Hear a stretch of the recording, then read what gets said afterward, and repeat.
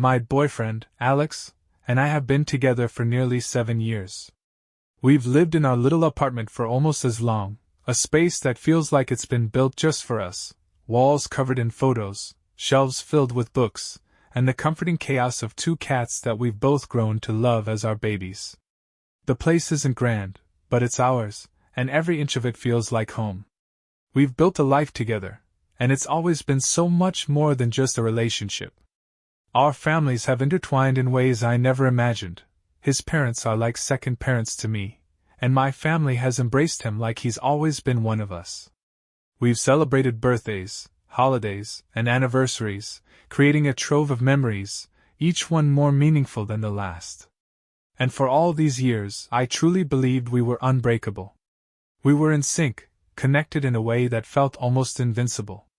We had plans, big plans. Earlier this year, we started talking more seriously about engagement, about our future together. I imagined us growing old together, creating a life that would stretch beyond the day-to-day, filled with shared dreams, hopes, and milestones. I felt that no matter what life threw at us, we would face it together, as a team. But then came the change. It was so subtle at first that I barely noticed. It crept in, like a shadow that slowly grew longer until one day I realized the sun had set, and everything felt different. It happened in the spring, just before March, when Alex casually mentioned that he was going on a guy's trip to Colombia. He didn't tell me much about it, just that he would be going with a few friends. My gut twisted at the news. I've always been open to his trips with friends, but this time, it felt different. He didn't even suggest I come along. It wasn't like him to go away without at least mentioning the idea of me joining.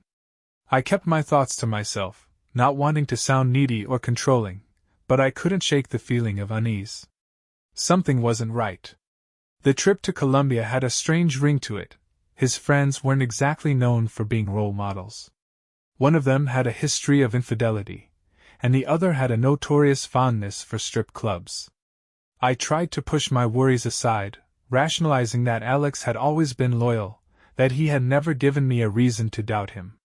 But that nagging feeling remained, simmering beneath the surface. Why had he never even thought to invite me along? The trip came and went, but the effects lingered long after. From May to December, we lived in a strange new reality.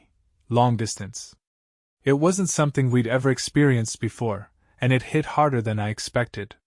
Before that, we were inseparable. The thought of being apart for any significant amount of time was foreign to us. But now, we were both adjusting to a life where our conversations became more strained and our connection less certain. At first, we kept in touch as usual, talking on the phone daily. But it wasn't the same. Slowly, I noticed Alex's responses growing shorter, his voice more distant. The easy laughter we once shared, the lightness that filled our home when we were together, felt like it was slipping away with every passing day. By June, things had started to feel downright cold. The phone calls, once so comforting, began to feel more like obligatory check-ins than conversations between two people who were in love. I could hear the disconnect in his voice, and I started to wonder if this was the beginning of the end. I missed him more than I could put into words. It felt like he was slipping through my fingers, and I had no idea how to stop it. Then came the phone call that shattered everything. It was early in June, and Alex's voice sounded off, like he was struggling with something he didn't know how to say. When the words finally came, I felt like the world had tilted on its axis. He wanted to break up. My stomach dropped, my heart stuttered, and I couldn't find my breath. What was happening? Why was he saying this? He told me that he felt suffocated, like I was making all the decisions in our relationship, like he didn't have any control over his own life anymore. The words came out so cold, like he had been carrying them for a long time. He spoke about my student debt as though it was a weight that was dragging us both down. He said that the trip to Colombia had opened his eyes to a life he wanted, one that was freer, simpler, and more in control of his destiny. I couldn't believe what I was hearing. I had never seen this coming.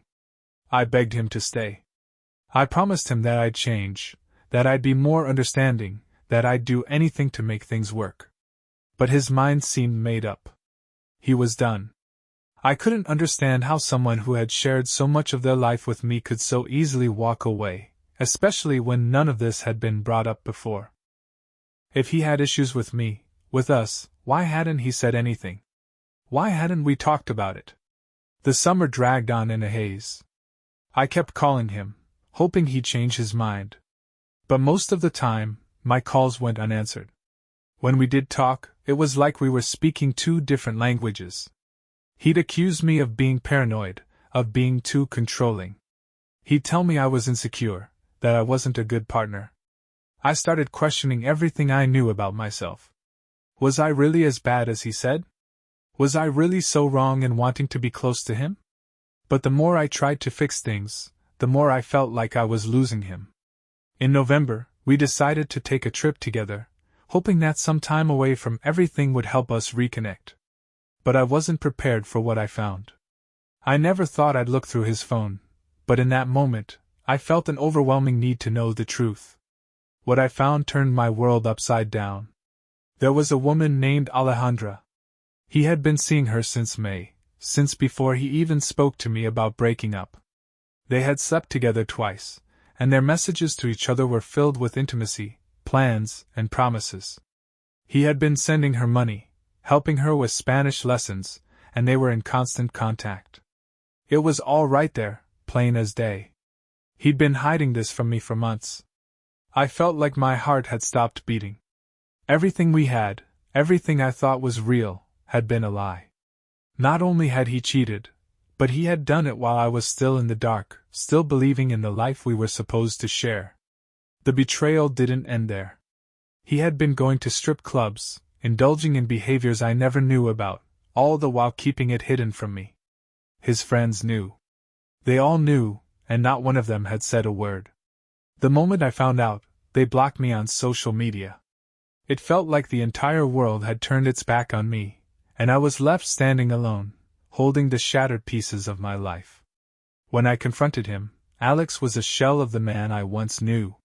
He seemed confused, lost, like he couldn't even understand why he had done what he did. He spoke about feeling unfulfilled, of needing validation from someone else, of wanting to feel like he was in control of his life. But none of it made sense to me. I wanted answers, but he couldn't give me anything I could understand. How could someone I trusted with everything betray me so completely? He promised me that he was sorry, that he still loved me, but his apologies felt hollow. He talked about his own struggles, childhood trauma, low self-esteem, depression, and addiction to porn he had never mentioned before. He said he was working on himself, in therapy, trying to fix what was broken. He blocked Alejandra, started journaling, and promised to cut out the toxic elements of his life. But even with all of that, I didn't know what to do. Could I trust him again? Could we rebuild what we had? He talked about how he didn't think I'd ever forgive him, that we could never go back to the way things were. And yet, he suggested seeing other women, to see if there was someone more compatible with him. How could I even think about that? How could I even begin to reconcile the man I loved with the one who had done all this to me? I don't know what to do anymore. Part of me wants to walk away, to let go of the man I've loved for so long and start over. But another part of me doesn't want to give up on him, on us. We've been through so much together, and I'm not ready to let go of that history. I want to believe that people can change, that we can fix this, but I'm terrified.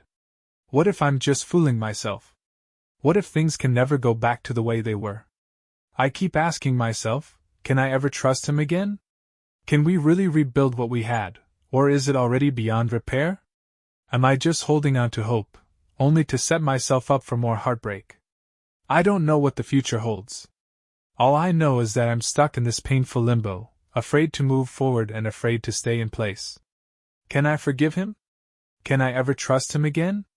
And if I do, will he truly change, or is this just the beginning of a deeper spiral?